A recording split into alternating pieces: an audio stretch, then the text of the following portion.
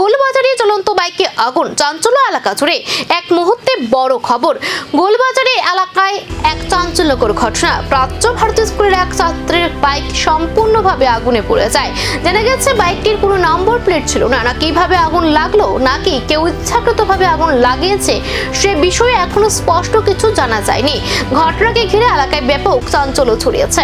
ঘটনাস্থলে দ্রুত পৌঁছে যায় গোলবাজার দমকলে একটি ইঞ্জিন এবং আগুন নিয়ন্ত্রণে আনা হয়।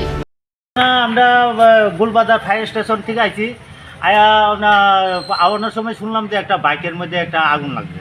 তো আমরা দৌড়াই আইলাম। আয়া দিই যে মালিক কে এখনও কেউ আমরা পাইলাম না।